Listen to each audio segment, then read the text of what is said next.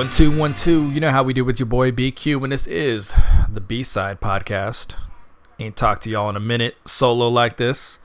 We were going to review Bound for Glory on the Cool Factor podcast. That just didn't work out this week with conflicting schedules. So I'm going to be talking to you guys about Bound for Glory, my thoughts.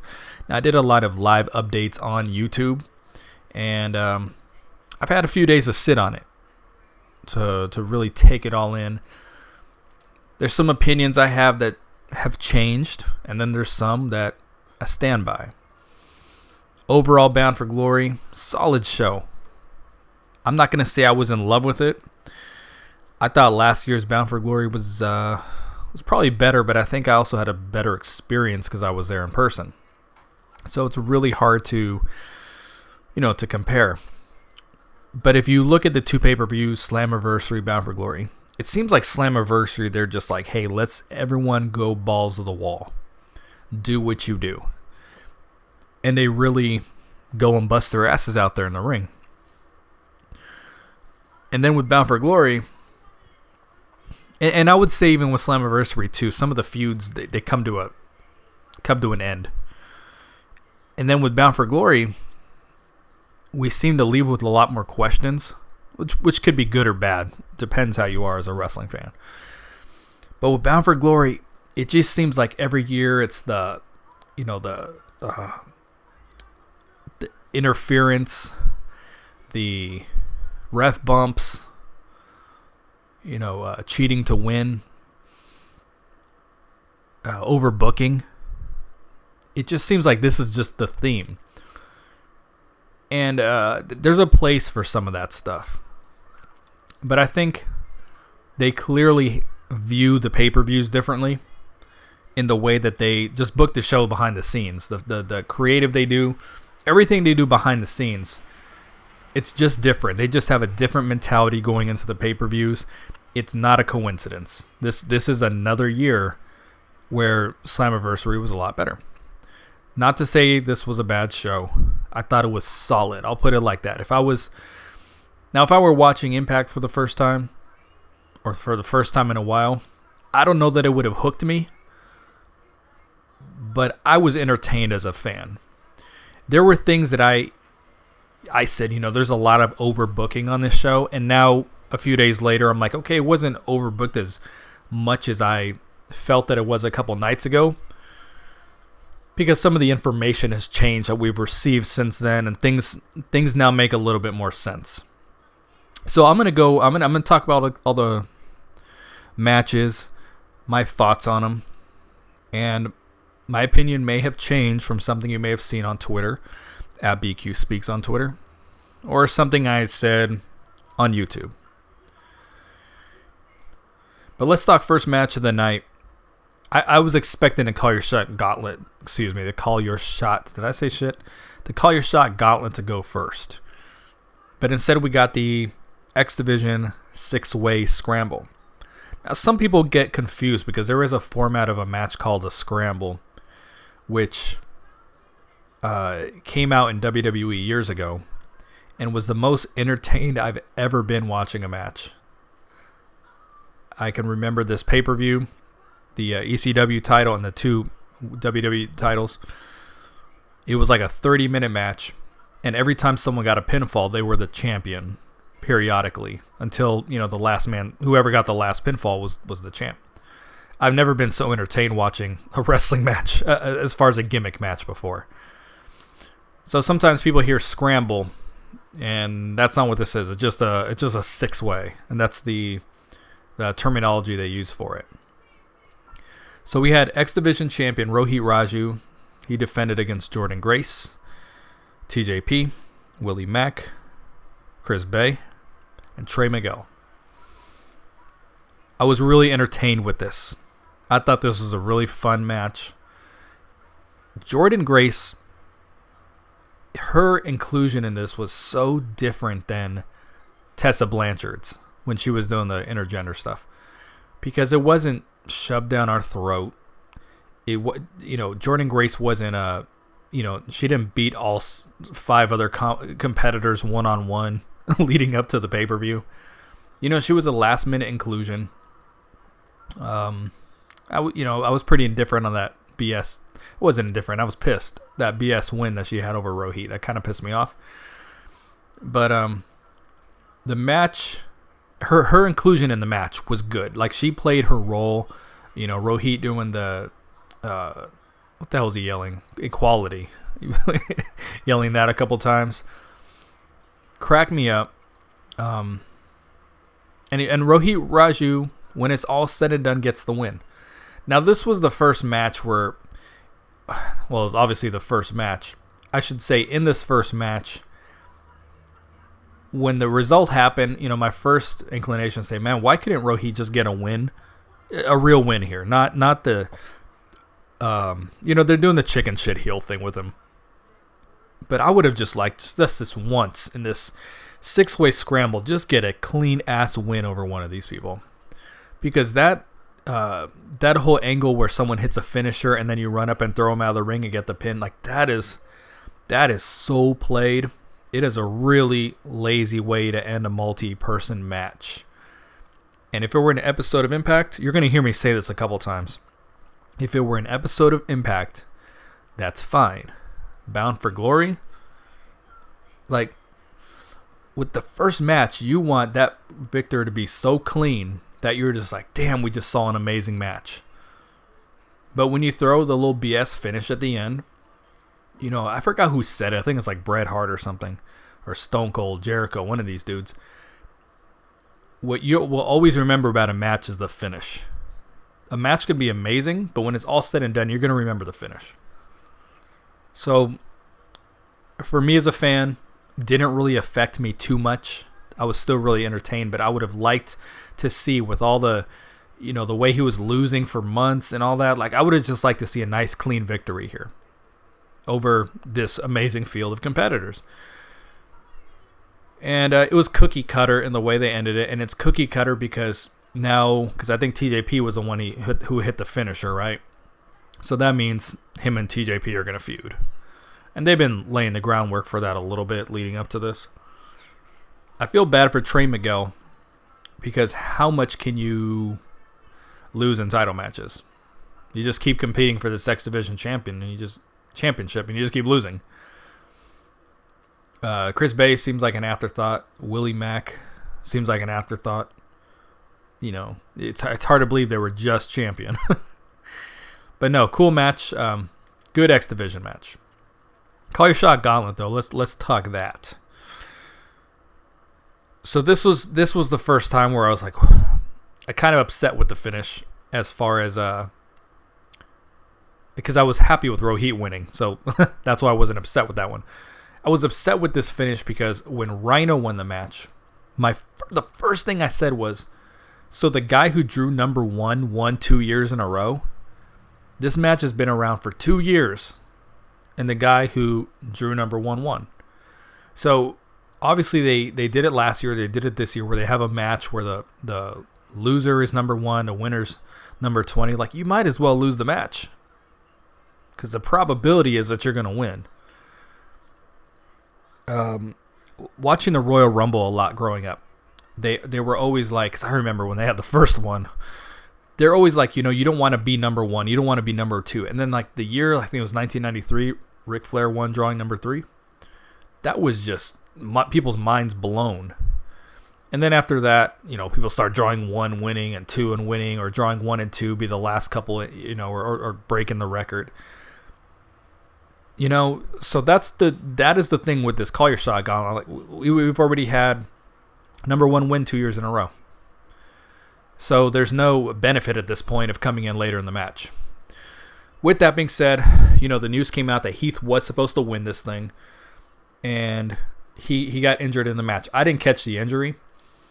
It seemed like a lot of you did, though. I didn't catch the injury. Heath gets hurt, and they eliminate him. Sami Callihan eliminates him. Now, when Sami Callihan was announced for this thing, I mean, not announced, but when he came out, I was like, dude, he's winning this. There was like no doubt in my mind. I forgot who was texting. I was like, oh, Sammy's winning. Because when they said Rhino or Heath had to win, a lot of people were upset because they said, well, they just gave away the finish of the match. And when we were doing the previews, I was like, you know what? I bet that's not the finish. What I had said a couple times was, if you can bring Father James Mitchell from the dead, you can fire Rhino and rehire him and hire Heath. You know what I mean?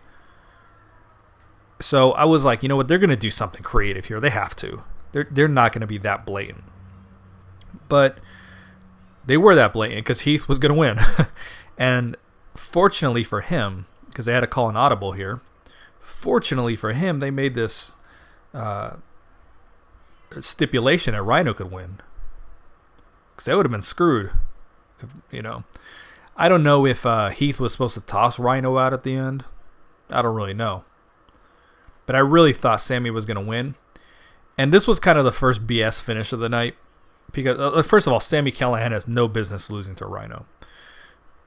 But he didn't take a clean spear. He lost because he was distracted with the referee and then took a spear. Just, again, something you see on an episode of Impact, not something I want to see in Bound for Glory. But Rhino wins. I don't think he's... At first on Twitter, I was like, well, I can't wait for him to challenge for the world title. I don't think that's what they're going to do. But it could be. There could be pressure that Heath wants to challenge for the tag team titles, and Rhino kind of screws him over and decides to go for the gold and go for the big belt. But at some point with this gauntlet, through the course of them doing this, someone's got to challenge for something other than the world title.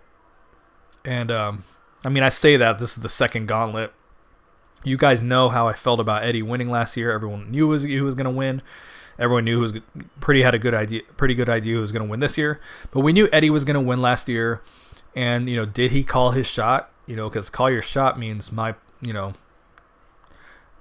time, my place, my rules, Not, okay, I think I'll get in this multi-man 5-way match and then get a bullshit rematch on Impact Plus.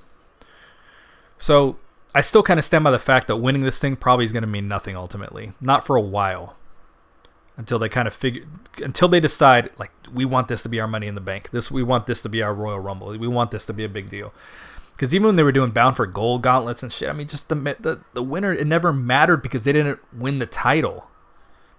So it's hard to get excited really over these kind of stipulation matches. But the women, I don't like the way they were eliminating the women too. Like, it was just all cookie cutter, like Taya celebrating to the no fans, for 10 seconds too long and then getting dumped over the top, and just real cheap eliminations on the females for the most part. That doesn't mean I didn't enjoy the match. Like, I enjoyed last year's and I enjoy this year's. Just I have my thoughts about winning the thing and if that matters or not. We had a few surprises. Daivari was one of them that came out of left field.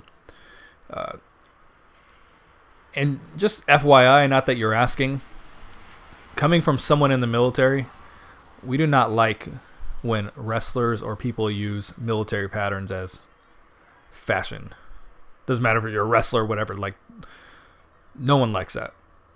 There's a degree of pride of putting on the uniform and what you go through to put it on and what you go through in your career, So, just some gee whiz. But Daivari looked jacked. This dude, you think he drew 2? Was it number 2 he drew? Maybe 3? I think he drew 2 though. Very random. People, we have to stop expecting Kurt Angle to show up in the match and Sting and all this. People do that. WWE fans do that too. It's, Kenny Omega's coming in the Royal Rumble. There was like EC3 is going to be in the Royal Rumble a couple years ago. I'm like, AJ Styles is the only person to ever debut at the Royal Rumble that was worth a damn. Impact wasn't going to bring Kurt Angle into the match. We got to be realistic. You got to remember, or you got to think, what is the spot on the card? You're not going to have, a headliner show up in the second match of the night and then become the headline for the rest of the show. So I would have said Hennig was going to come in, Curtis Axel. I would have thought he was going to show up. He said he's been trying to get Impact to bring him on. But we get Daivari. He looked good. He looked jacked. We got Swoggle, which I was fucking furious. I have nothing against little people. It's not that.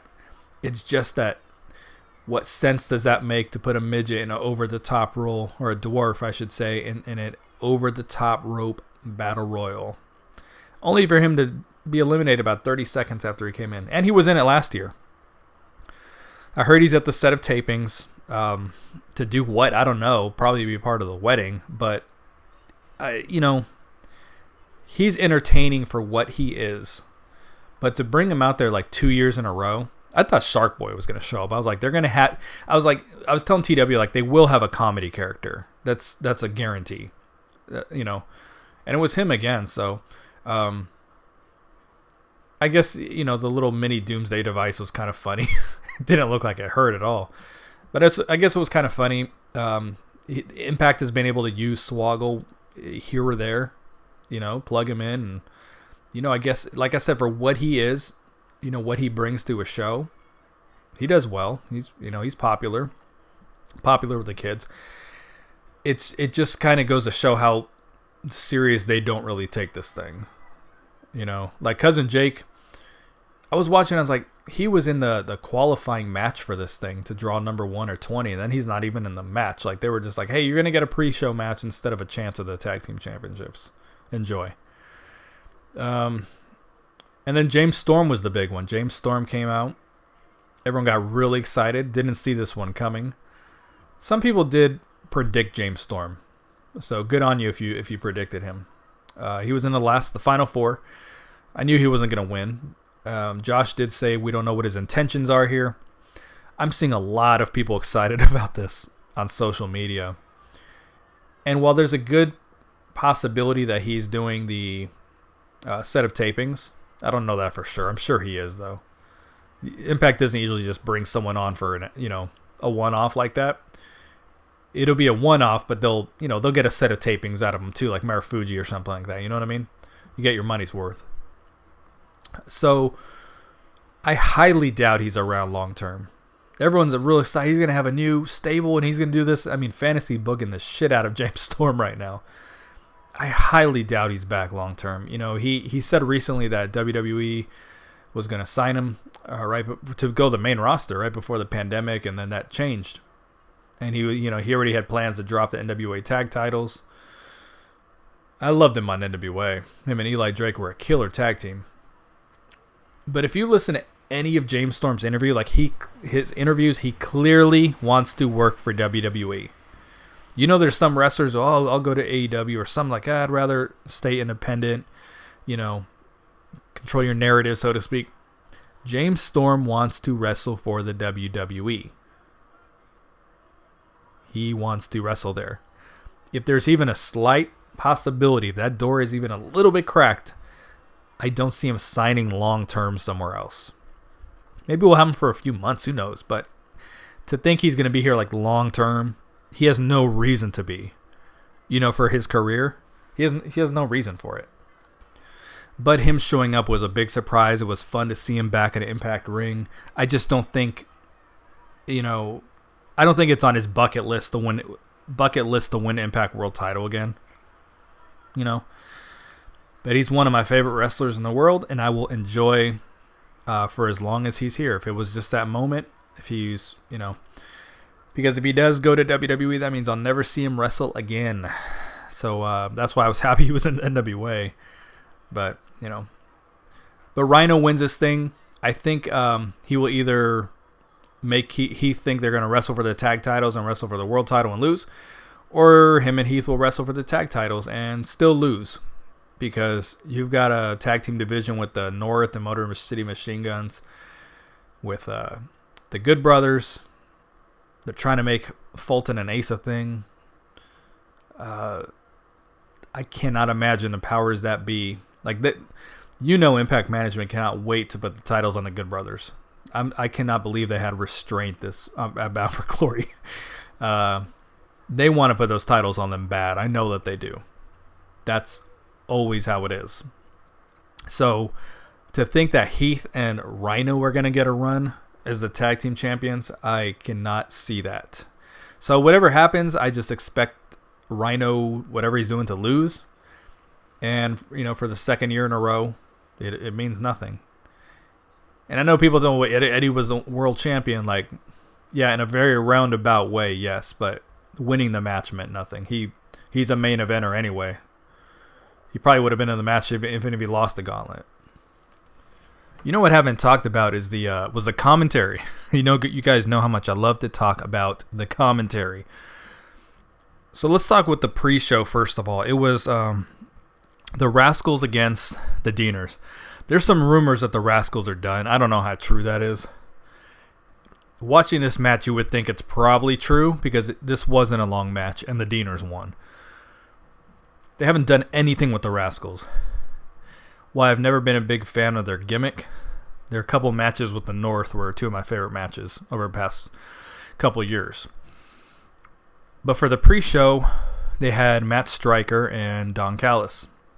Now, if you didn't catch the Countdown to Glory because of the technical difficulties, and these technical difficulties, folks, this is not cute anymore. This is not funny. Get your shit together.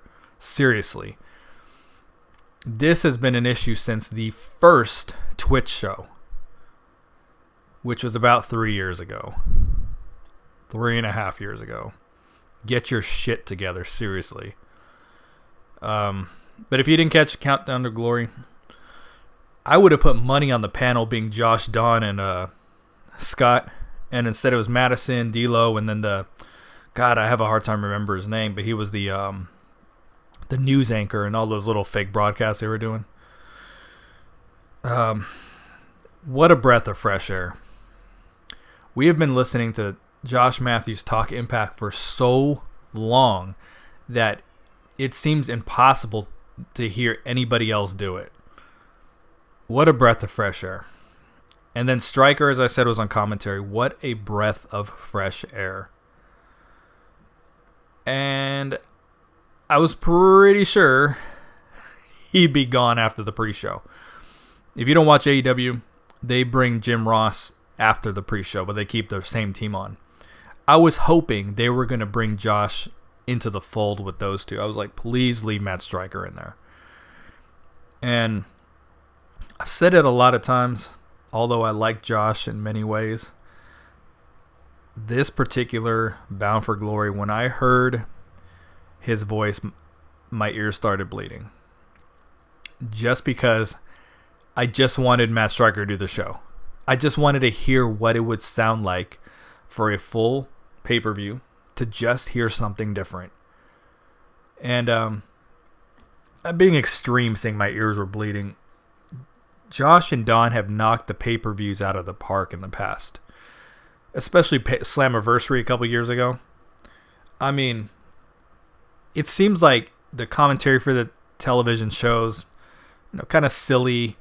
Sometimes with the pay-per-view, maybe the opening match, a little silly, but usually they really, really step it up. And even though I complain about the commentary, the pay-per-view commentary usually delivers. Even Don Callis, who I think is the worst color commentator in wrestling, behind Corey Graves. So second worst. He's great on the pay-per-views. He was great with Matt Striker. There is something about the dynamic of these two. And it's funny, I heard Matt Striker at one point ask a question like Josh always does, like, oh, would you say that? And I'm like, I knew it. That's something that Don's got him doing. Knew it. Because no other commentator does that in any other company. But the commentary for Bound for Glory, you guys know I'm going to talk about the commentary because I do on every podcast. Horrendous. I'll give them props on the main event. I do have to give them props because they always do good on the main event. Doesn't matter if it's Josh and Madison, Josh and Don, Josh and whoever during our Impact Plus special. They always deliver on the main event. So it's clear that they're like, okay, we're going to build up the commentary throughout the show. I thought the commentary was very jokey. There was a lot of bad jokes. Just very playful, back and forth. Very silly. But it was for too much of the show. So that's why I say it was horrendous. Because as a whole, I can handle it for a couple matches. if you're building towards, a crescendo of really delivering in the main event. And that's just not what they did. It felt like a normal episode of Impact with the commentary. Before I move on to the other match, I gotta give I've got to give some love to Caleb with a K in the gauntlet. Tenille sent him in there, and he's wearing this suit, and instead of wrestling like a buffoon, he's in there doing legit wrestling moves, and oh man, I got a total kick out of that. And Tommy Dreamer, I'll give him love for the ode to Road Warrior Animal. Next on the card was Moose versus EC3. Now, this was cool. They did a really good job with this. Of all the shitty music they put in the background of stuff, especially the EC3 segments, they put some pretty good music. The first song had words, and that fit in really nice. And then the other 2 or 3 were okay, but it was just so much better than the normal soundtracks they put behind things, because it actually fit what was going on. But this was cool. I initially on Twitter was like, I don't understand what just happened. This didn't make any sense. It's one of those things where you got to sit back and think and re-examine. And it was, Moose sent out a tweet later saying, "Thank you, EC3. You've been warned."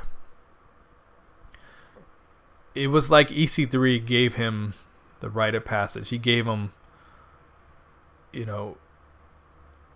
gave him that bit of motivation he needed to take it to the next level, to make that TNA title mean something, and to shoot for bigger. So then it started making sense. I was like, okay, EC3 was saying, this is what I want to see from you. This is the Moose we need to see.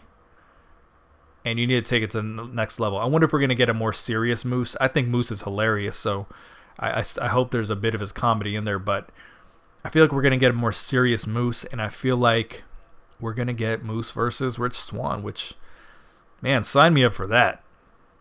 I'm all about that right there. Moose needed a world title run yesterday. So maybe this is it. Maybe this is when he finally wins it.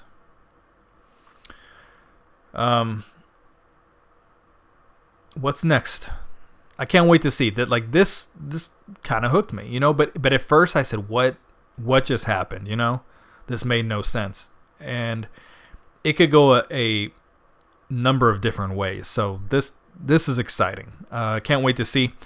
I didn't feel like EC3 was coming back after this match. I don't feel like we're going to see him on Access TV. I freaking hope we do. But I feel like from this that we're not going to. He's getting a bigger push in Ring of Honor right now than what Impact's been doing with him. But a good cinematic match. I knew Impact was gonna bring it next time they did a good cinematic match after the WrestleMania AJ Undertaker stuff. I knew they were gonna bring it, and this was good. What was not good was the North versus the Good Brothers versus the Motor City Machine Guns versus Ace Austin and Madman Fulton. I'm not saying they weren't good. They delivered in the way they deliver. But the build to this made me not care who won. I didn't care. It didn't matter who was standing tall at the end. I didn't care. The build didn't make me care. They gave us this dream match in the build up to Bound for Glory. Do you know that? And I got arguments with people about this. They say, "Oh, this is gonna help Bound for Glory get more buys." There was the least viewed segment of the show, and so I'm gonna say it didn't help Bound for Glory get more buys. I'm gonna say it was a waste, because you can only do a dream match. You can only do a first time match once, and we got those two with a BS DQ finish. I just wasn't into this match. Not saying it was, I know I did say it was bad. It was bad for me as a viewer, as far as me just enjoying what I'm watching. They did a good job. They busted ass. They did shit I could never do. I just didn't care, though, is what I'm getting at. And you gave us the Guns against the North several times. You gave us the North versus the Good Brothers. Ace Austin and Madman Fulton versus everybody. And you know who wins this match? The North. I know we're armchair booking here. If the plan was for the North to win this match, then just do the Motor City Machine Guns versus the North.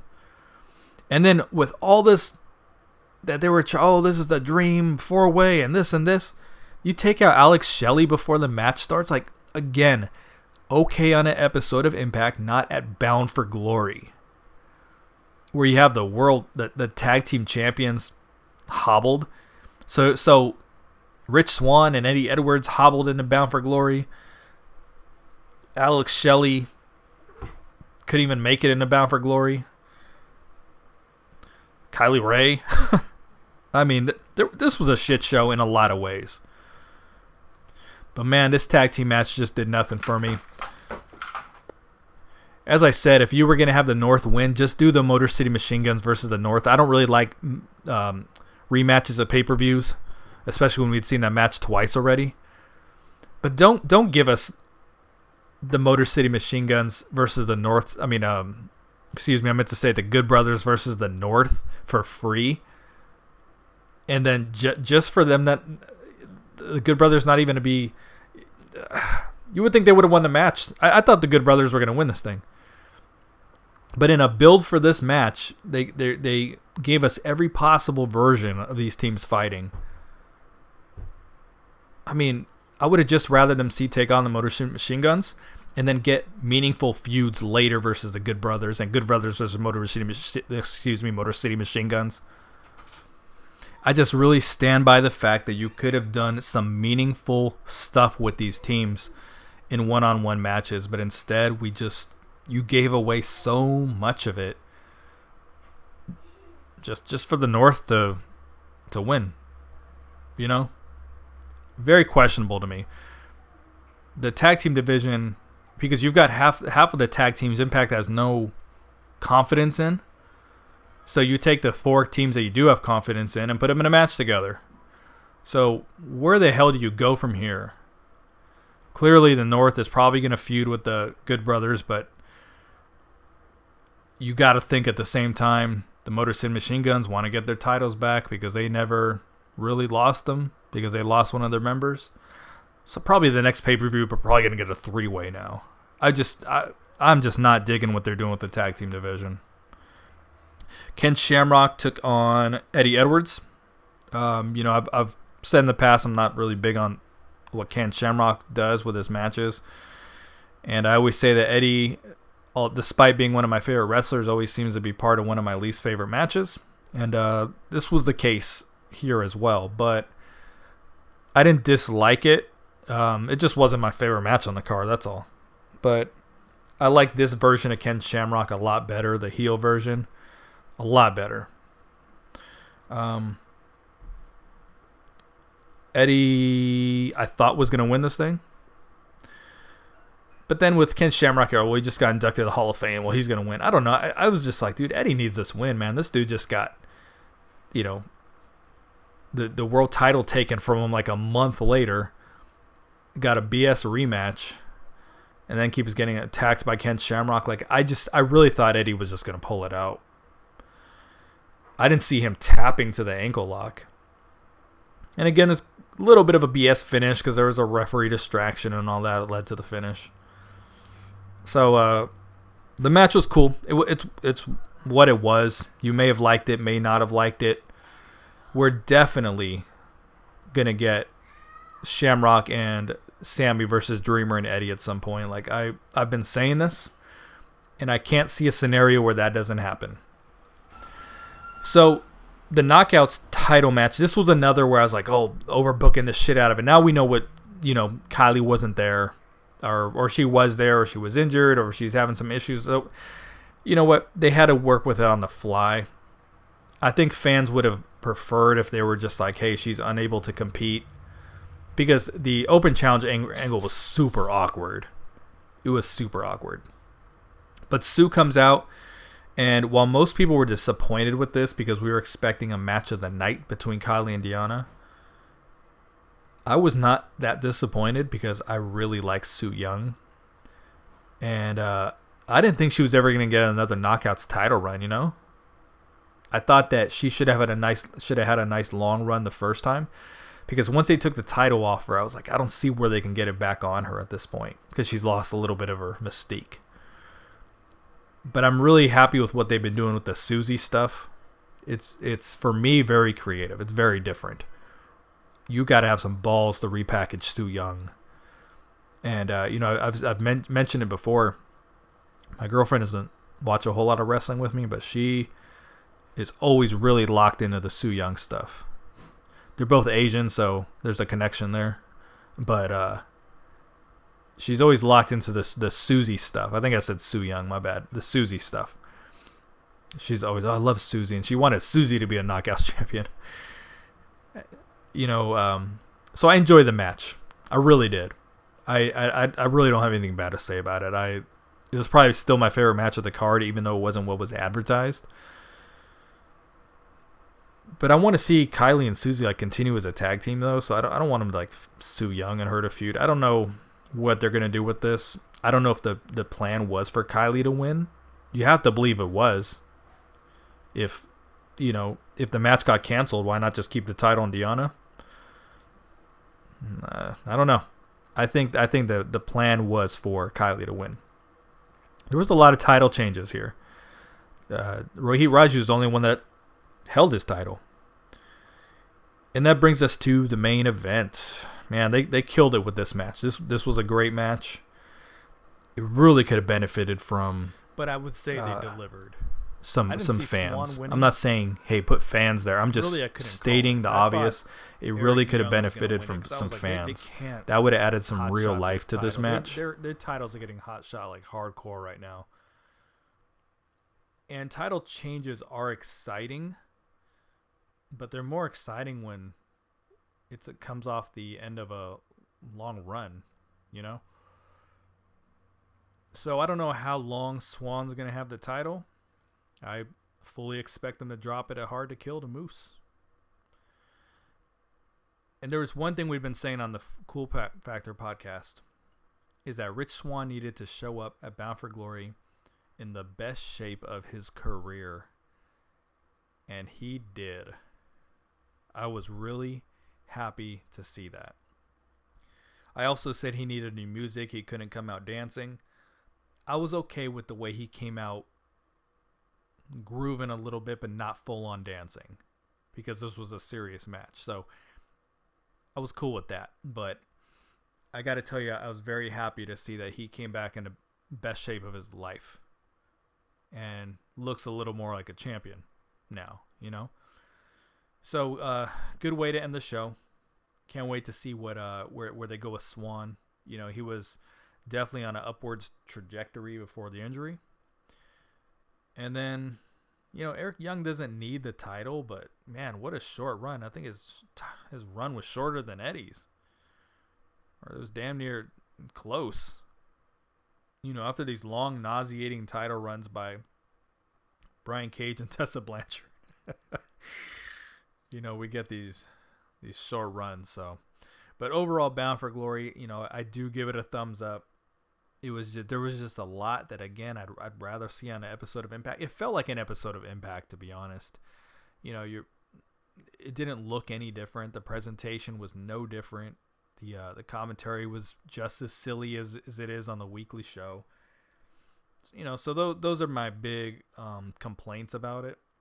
But I was entertained from top to bottom. There was nothing where I just hated. A couple years ago when Eli Drake did the Open Challenge, and Ellsworth came out, and then in the following match, they took the scheduled Eddie and Moose match and made it a tag team, and Eddie had this mystery partner, and it was Tommy Dreamer, dude. I checked out for the rest of the show. So nothing did that to me. It wasn't someone supposed to have Eddie's back at this match with Ken Shamrock. they kind of teased something and we got nothing. But as I said, that Bound for Glory, I checked out after the third match, and just it was hard for me to get into it. Thank God Johnny Impact versus Austin Aries was incredible in the main event, but I really checked out with it. And I hope I'm talking about the same pay-per-view there.